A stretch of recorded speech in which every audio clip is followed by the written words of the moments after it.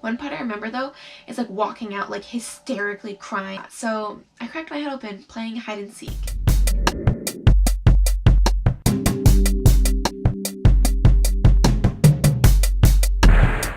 Hey guys, it's Emily Elizabeth. Welcome back. So today I thought I would tell you guys a story.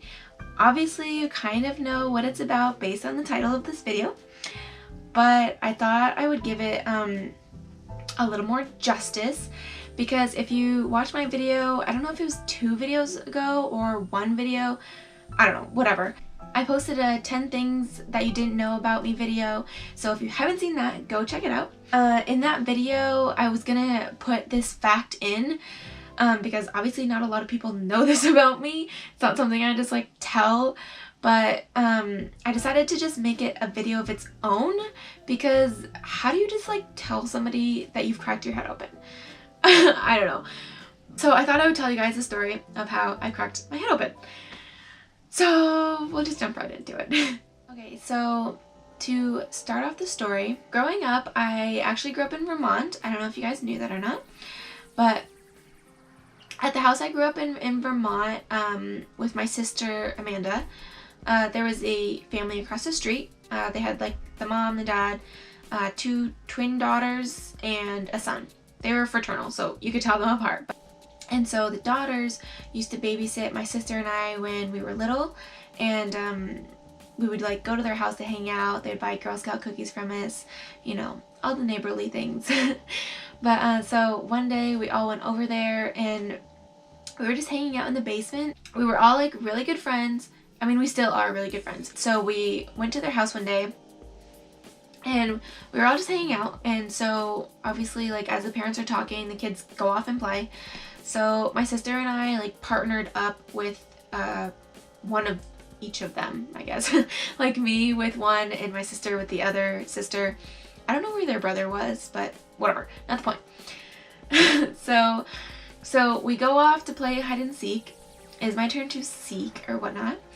So my sister and the other girl go hide. And mind you, I'm like, I think I was like 5 or 6 years old.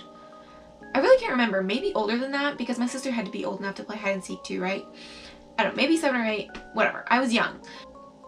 We break off, they go hide, and I count, yada yada. So I'm looking for them, and I think that they're in this room. We're in their basement, by the way. I don't know if I already said that, but so I think that they're in this room. The door is already open. So you know how like when you're playing hide and seek, once you found the person, you're like, ah, I found you, or boo, I found you. I was gonna do that, and so I grabbed the door to like look behind it really quick. So I grabbed the door and I go, boo! And so all of a sudden, this giant metal sign, I mean giant, well, I don't even know if it was that big, but it was giant to me at that height, because, you know, I was significantly smaller. I know that's hard to believe, but I was. What I didn't realize was there was like a massive metal sign. I don't even know if it was a sign. I really don't even know what it actually was. This is just how I remember it. But it was maybe 2 or 3 inches thick, like just this thick piece of metal, or a concrete block. I don't know why it was even up on top of the door. Maybe as a weight or something. But when I moved the door to like look for them, it fell right on my head. One part I remember though is like walking out like hysterically crying. So warning, if you're sensitive to gory details, stop this video and skip ahead a little bit. But yeah, I was like walking out of the room like dripping blood. Like I was like trying to like hold my wound and catch the blood literally dripping from my head. I really don't even remember what happened next. Like I said, I remember that like holding my head and like crying out like to walk towards my mom. And then like my next memory is being at the hospital. Like I don't remember how I actually got to the hospital, but I ended up there.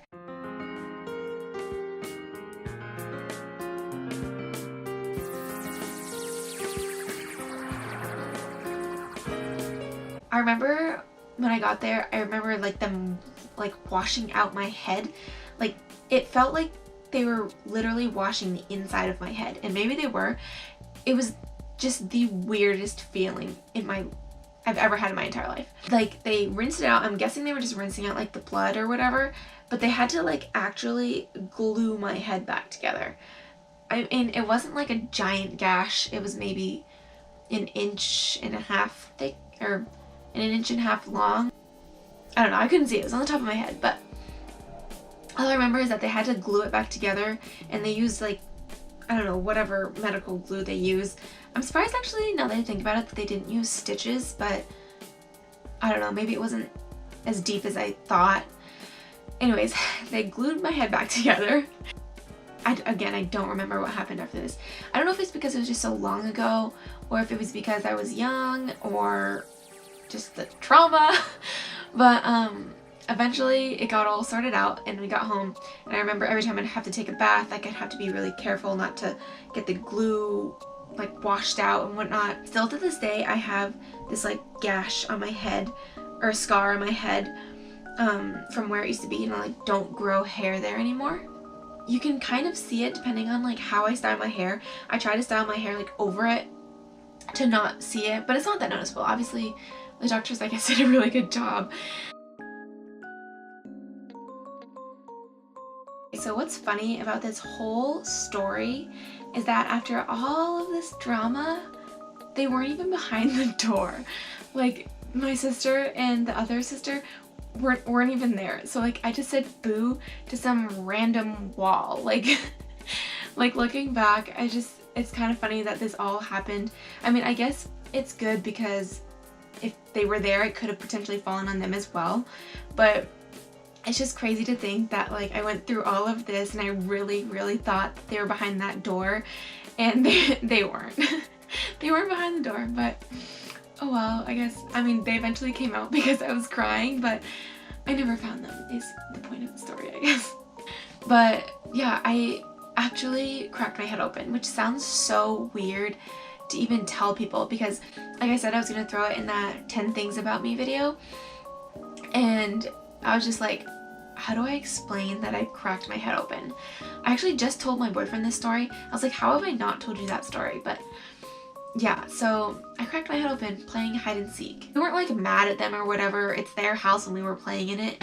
And they were like still our friends, but it's just so funny that I even remember it, or like how I remember it, because I was just so young, and just something I'll never forget. I can't even believe I still remember it, but yeah, so that is the story of how I cracked my head open.